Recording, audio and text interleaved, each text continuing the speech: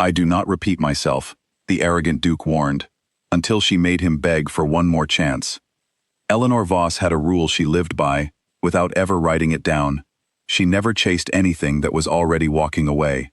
Not buses, not opportunities, and certainly not people. It was not stubbornness. It was not pride. It was simply the quiet wisdom her mother had pressed into her like a thumbprint when she was young. A woman who knows her worth never auctions it off for someone else's comfort. She carried that lesson into every room she entered, including this one. The charity gala was loud and golden. Crystal glasses caught the chandelier light and threw tiny rainbows across the walls. Women in long dresses moved like slow water. Men in dark suits spoke with the confident volume of people who had never once worried about the rent. Eleanor moved through all of it, with her clipboard pressed to her chest and a pen tucked behind her ear, checking that every painting on every wall was hung at exactly the right height. She had spent 3 weeks sourcing these pieces from young local artists who would never otherwise be seen in a room like this. That mattered to her far more than the champagne. She was stepping backward to straighten a landscape painting near the silent auction table. Just a small adjustment, just a half-inch to the left, when she walked directly into something solid and warm. A sharp sound followed. Cold liquid spread instantly across fabric. She turned. A man stood before her in a white dress shirt that was quickly turning a deep, dramatic red. His jaw was set. His dark eyes moved from the ruined shirt to her face, with the slow patience of someone deciding how angry to be. He was tall, well-built, with the kind of face that would have been handsome if it were not currently arranged into a wall of cold displeasure. "I am so sorry," Eleanor said immediately and genuinely. The man said nothing for a moment. Then, in a voice so calm it was somehow worse than shouting, he spoke. "I do not repeat myself, so I will say this once. Stay out of my way for the rest of the evening."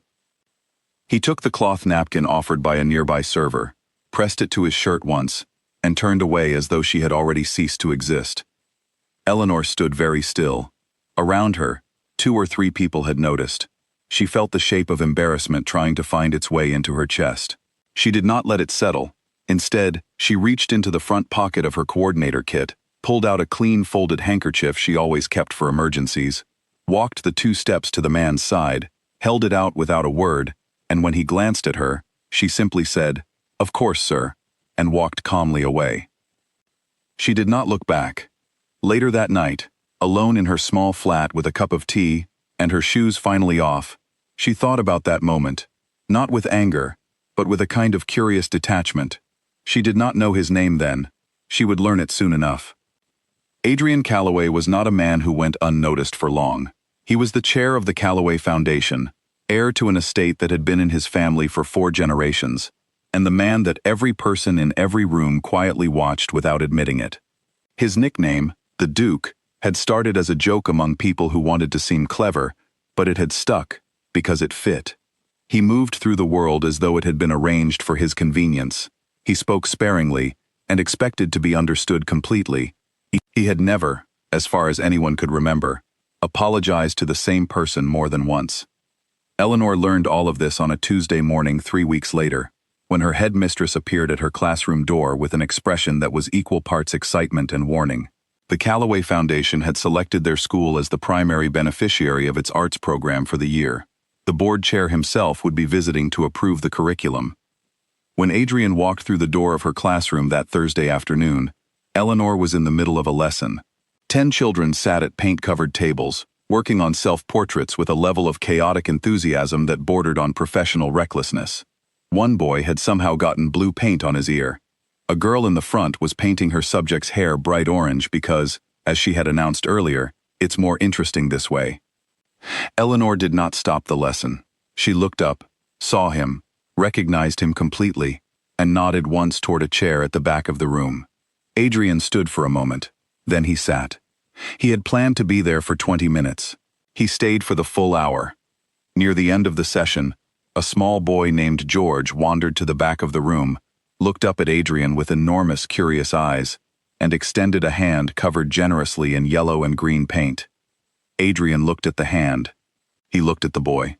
Across the room, Eleanor said, without turning from the canvas she was helping another student fix. "It's just paint, Mr. Calloway. It washes off." Adrian shook the boy's hand. George beamed and wandered back to his seat. Adrian looked down at his palm. Green, yellow, a little orange at the edges, and something shifted almost invisibly in his face. Not a smile exactly. Something quieter than that. The Foundation's involvement required regular site visits over the following weeks. Adrian came each Thursday. At first, Eleanor told herself it was purely procedural. He was thorough. He was doing his job. But Adrian Calloway's reputation was built on efficiency, and efficient men did not linger over tea in a primary school art room, asking a teacher about the psychology of color, and why she believed creative confidence in children mattered more than technical skill. He listened when she answered. That was the thing. Most people with his level of authority had perfected the art of looking like they were listening, while actually just waiting for their turn to speak. Adrian genuinely listened. He asked follow-up questions. He remembered what she had said the week before. Eleanor noticed. She kept her feet firmly on the ground, and told herself to keep noticing without leaning. Then came the Foundation dinner. It was meant to be professional. 40 minutes over a scheduled meal, a brief discussion of the program's progress, signatures on 2 forms. It ended 4 hours later, with the restaurant staff quietly working around them, stacking chairs at other tables with patient resignation, while Eleanor and Adrian sat across from each other and talked about things that had nothing to do with funding allocations.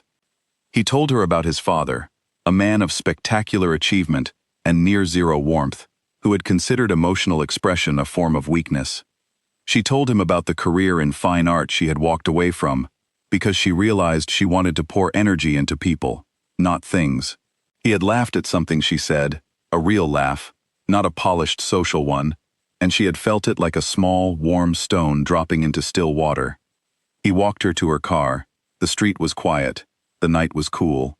He said simply, "I find myself looking forward to Thursdays."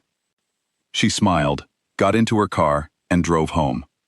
Alone in her flat, she let herself feel it, the careful, tentative beginning of something real. And then she put it gently to the side, because she was a sensible woman, and sensible women do not build a house on ground they haven't tested. She should have tested it sooner. 3 weeks later, at a Foundation reception, a woman appeared at Eleanor's side, with the smooth grace of someone who had practiced the approach. Priscilla Haynes was elegant in a way that felt deliberate, and she smiled with her mouth, while her eyes did something entirely different. She spoke quietly, kindly even, which made it worse. She told Eleanor that Adrian was a man of intense but temporary interests, that he collected people the way some men collected art, with genuine passion, for a season, before moving on. She said it without malice, framing it as one woman looking out for another. "You seem perceptive," she said, touching Eleanor's arm briefly. "I imagine you've already felt the ceiling." Eleanor smiled, thanked her, and excused herself. She did not cry. She did not rage. She drove home, made tea, and sat with it. The thing about being raised by a woman like Margaret Voss was that Eleanor had been given, from a very young age, the ability to feel something painful without being destroyed by it. She made a decision, not a dramatic one, no confrontation, no speech, no cold silence designed to punish. She simply pulled back, quietly, professionally. She was warm when he arrived on Thursdays. She was present, capable, and completely, gently, unavailable. The specific warmth she had begun allowing him, that small door she had started opening, she closed. Not with a slam, just a soft, firm click. Adrian noticed within 5 days. "Is something wrong?" he asked one Thursday, when the children had gone and they were alone in the room. "Not at all," Eleanor said, tidying the paint jars with the calm of someone who meant it. He did not ask again, because Adrian Calloway did not repeat himself. But the question lived in him. It grew larger in the silence she gave it. In the 2 weeks that followed, Adrian Calloway experienced something entirely new, the specific, hollow discomfort of a door being closed by someone who is still, somehow, perfectly kind to you. There was nothing to argue with. There was no drama to respond to. Eleanor simply continued to be excellent, warm, and professionally present, without the particular quality of attention she had once quietly offered him. and which he had not fully understood he was receiving until it was gone. He went to Priscilla. She admitted what she had done with the relaxed confidence of someone who did not expect consequences. She called it protection. She said complication, in the tone people use when they mean person without the right pedigree. Adrian said nothing. He left. He drove home through streets that blurred past his windows and sat for a long time in the driveway of the Calloway estate, engine off, hands on the wheel. The house behind him had 14 rooms. Every one of them was quiet and cold and perfectly maintained and completely, utterly empty of anything that felt like warmth. He sat there and was honest with himself, for possibly the first time in years. He had built the persona of the Duke because it was safer than the alternative. Unreachable people cannot be disappointed. Men who never ask twice never have to hear the word no. He had worn his coldness like armor, told himself it was strength, and watched it quietly cost him things he hadn't realized he valued until they began to leave. Eleanor had not left. She was still there, every Thursday, still shaking George's hand, still making sure that girl with the wild imagination had enough orange paint. But she had taken back the version of herself that she had, briefly and bravely, begun to extend toward him, and he understood, sitting in that driveway, that she had every right to. He also understood that he was not willing to accept it. He arrived at the school on a Wednesday, not a Thursday, no appointment. He signed in at the front desk, walked down the familiar hallway with its student artwork lining every wall, and knocked on the open door of Eleanor's small office. She was at her desk, grading something, tea at her elbow. She looked up. Her expression moved, just briefly, just honestly, before she steadied it. "Mr. Calloway," she said, "I don't have you on the schedule today." "No," he said, "you don't. Could we speak for a moment?" She gestured to the chair across her desk. He did not sit. He stood in the middle of that small room full of stacked canvases and drying brushes and children's paintings pinned to a corkboard, and he looked at her with none of his usual composed distance.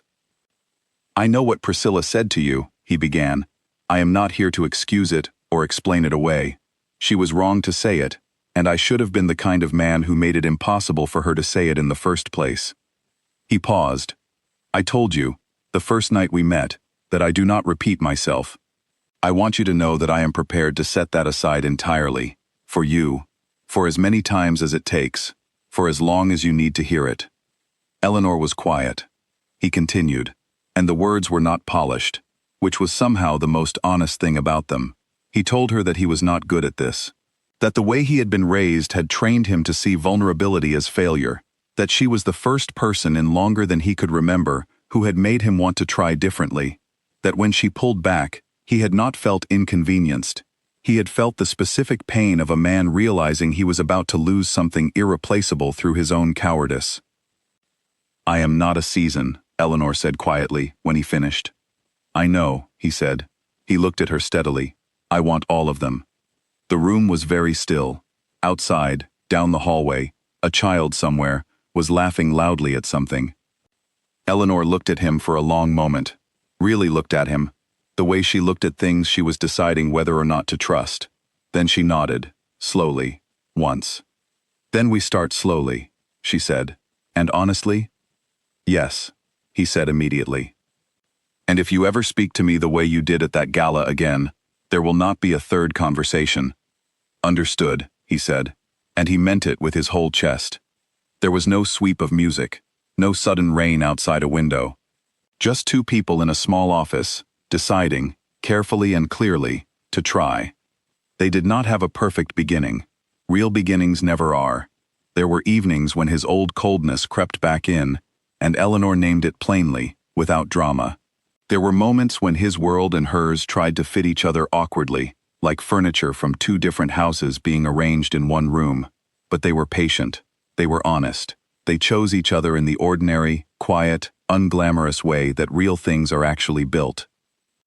The first time Eleanor brought him to Sunday lunch, her mother sat across from Adrian Calloway and studied him with the calm precision of a woman who had spent decades reading people correctly. Near the end of the meal, Margaret Voss set down her fork and said, without ceremony, "My daughter has never begged for a single thing in her life. I hope you understand what it means that she chose to stay. Adrian held the old woman's gaze and felt, for once, no urge to perform composure or produce an elegant answer. I am beginning to, he said. And under the table, Eleanor covered his hand with hers.